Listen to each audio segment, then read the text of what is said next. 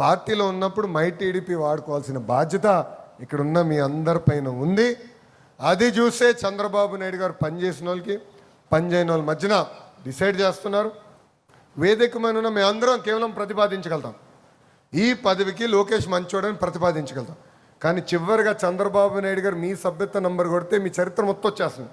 2014 నుంచి ఎవరు పనిచేసినారు, ఎన్నిసార్లు సభ్యత్వం తీసుకున్నాడు, పిలిపించిన కార్యక్రమం చేశారా లేదా ట్రాన్స్పరెంట్గా ఆయన తెలిసిపోతుంది. సో దయచేసి ఇది గుర్తుపెట్టుకోవాలి. సామాన్య కార్యకర్తలు గుర్తించాలి.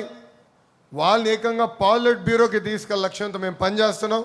అందుకే ఎప్పుడు లేని విధంగా పార్టీ చరిత్రలో మొదటిసారి ఈరోజు రిలీజ్ అయిన కమిటీలో ఒక క్లస్టర్ ఇన్ఛార్జ్, ఒక మండల పార్టీ అధ్యక్షుడు కూడా పాలిట్ బ్యూరోకి వస్తాం జరిగింది.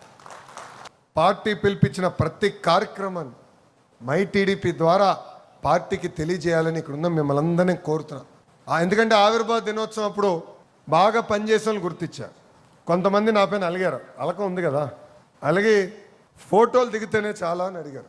మై టీడీపీ అనేది ఫోటోల కోసం కాదు, ఎవరు పనిచేశారో తెలుసుకునేదానికి. దాంట్లో భాగంగా ఒక ఫోటో అప్లోడ్ చేయమని మేము చెప్తాం. లేదంటే పనిచేసినోడికి పనిచేయనోడు తేడా తెలియదు. జనరల్గా నేను గమనించిన ఒక విషయం ఉందండి, పనిచేసిన కార్యకర్త ఏనాడు మాట్లాడు, పని చేసుకుంటూ వెళ్తాడు. పని చేయనాడు నా పైన యుద్ధం చేస్తాడండి. మొన్న ఒకడు పెట్టాడు, నేను పార్టీ ఆవిర్భావం నుంచి ఉన్నా, డూమ్ డామ్ తప్పకాయని పెట్టి సభ్యత్వ నంబర్ పెట్టాడు. ఏమో పెద్ద అయినా, చాలా పెద్ద అయినా అనుకుని వెళ్ళి సభ్యత్వ నంబర్ కొడితే కరెక్ట్గా 24 సభ్యత్వం ఒకటే తీసుకుని ఉన్నాడు. ఆయన నా పైన యుద్ధం చేస్తున్నాడు. సో పనిచేసే వాళ్ళు గుర్తించాల్సిన బాధ్యత ఉంది, కానీ పనిచేసినట్టు తెలియజేయాల్సిన బాధ్యత మీ పైన ఉంది. ఒక వ్యవస్థ అది. అందుకే మై టీడీపీని రూపొందించాం.